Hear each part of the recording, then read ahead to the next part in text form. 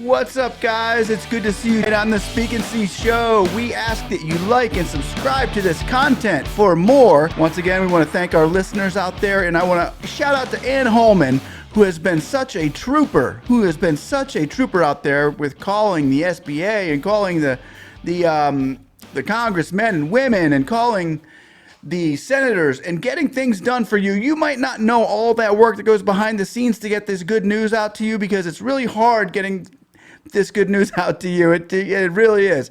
But thanks again, Ann Holman. This shout out is for you. We all see your hard works, and your efforts do not go unnoticed.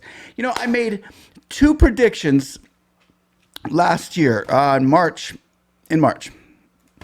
One of them was that the Buccaneers, the Tampa Bay Buccaneers, formerly known as the Tampa Bay Succaneers by everybody. We got Tom Brady, this guy who he's right back there. He ended up moving in with me.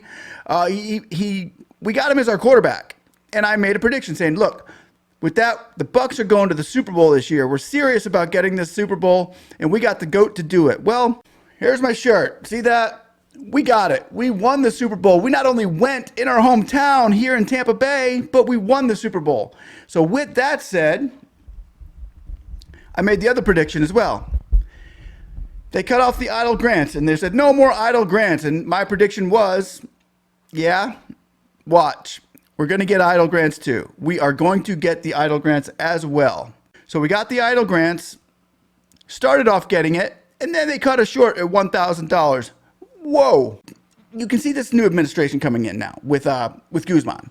And she is really just flipping Carranza the bird here. She is just totally saying, you know, out with your status quo. Whatever you were doing was hogwash. It was horrible. And so she's kind of like showing the world right now Carranza's epic fail on being the head of the SBA. But it's clear that the Biden administration has an open door now to the middle-class businessman and woman in America.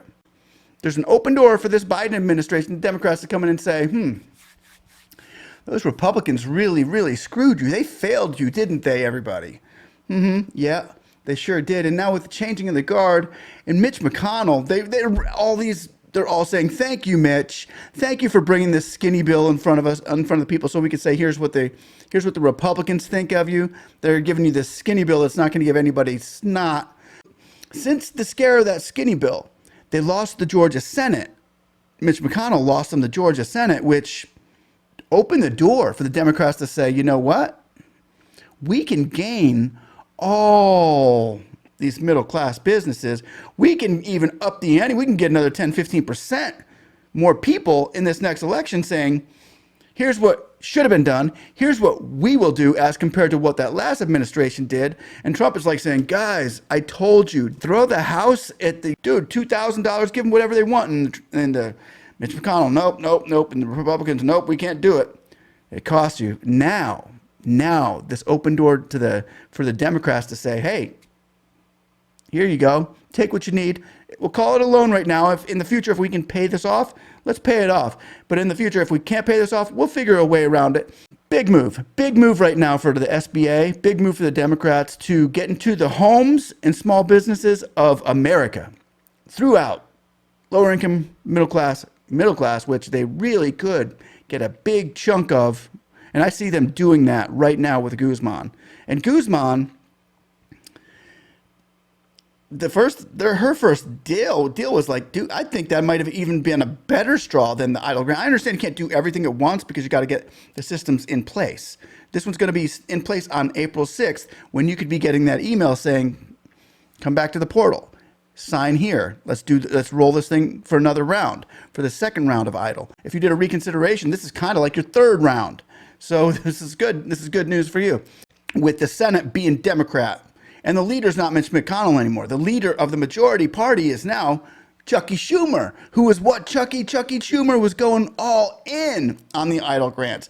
So that's going to be, I believe, he's going to be he's going to be a big target. Chuck Schumer, you are leading the pack here. You are leading the charge for everybody to get EIDL grants. That same thing that Jackie Rosen wants to do, Chucky. So why don't you give Jackie a call up and say, you ready to get this thing done? Put it to a vote. Let's go put this thing to a vote on Monday. Chucky, shock the world. Shock the small business world as Guzman just did. Now you shock them and say, we're going to a vote with this. And if that doesn't happen, call up Guzman and say, okay, let's move some money over, Guzman, the way that Carranza did it. If the Republicans can do it, we can do it too. Whew, let's oversee. We won't even go through the Senate to do it. Unless we need more money, then we'll throw up Jackys Bill. But here we go. Now we're finding out the investigation also for where's all that idle money? Where did it go? Why did people not get paid? Is it gone already? What's going on? There's really bad things we were thinking. Well, here's what went on. There's like $250 billion still in there. So it hasn't been stolen. That's what we were thinking. On Halloween, did they have really big trick-or-treat bags? Come to find out, there's a boatload of money still left over from the EIDL grants and EIDL loans. But what was supposed to happen with that money? We were supposed to get that. That was supposed to be ours already. We were supposed to already have the EIDL grant money. So now we're finding out in the investigation that funds were kept from the American small businesses without explanation. So we go in and we say, why is this money still here? Why is the EIDL loan money still at $230 or $40 billion? The SBA could not come up with a logical explanation. They really couldn't. They couldn't give us a good answer that was satisfy the hearts of the American people or the Committee of Small Businesses when they were asking them, "Where's this money? Why did you do this? When the money's there, you were supposed to give it to the businesses during COVID." Now that there was a bad answer given, no logical explanation came wrong, Guzman came in and said, okay, well, give it to them. That's what it's there for. Give it to the small businesses. They've signed off on that. Up the caps to $500,000, 3 times more than what the people get. Give them their money.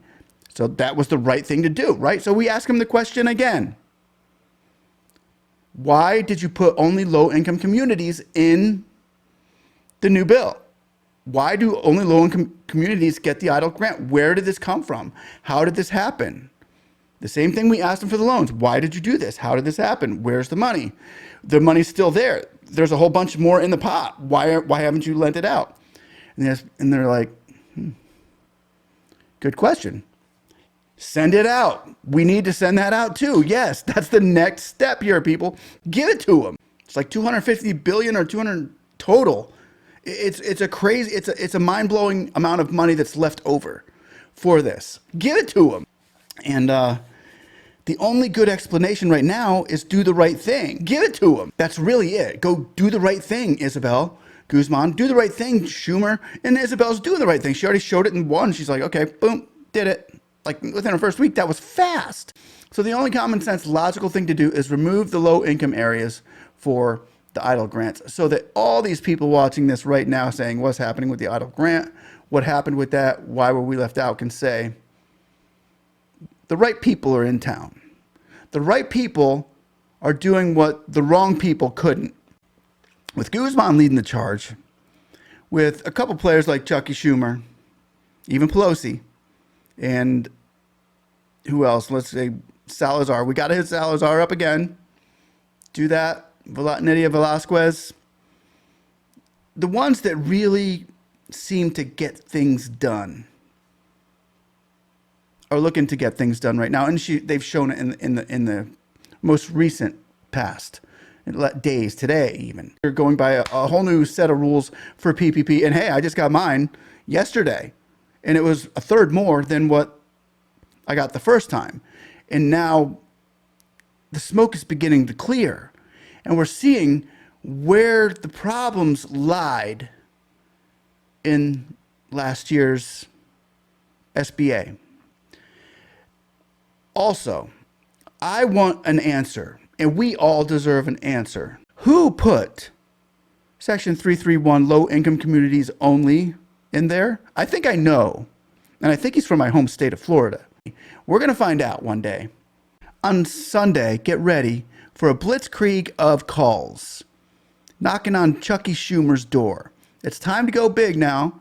And if we can get this thing going into the Senate next week, of course, we're going to have to give them, we know they're going through a lot right now. The SBA is going through a lot, trying to get the systems in place for our loans, increase on loans, as well as the PPPs getting pumped out right now as well as a lot of people getting the EIDL grant in low-income communities. Congratulations to you.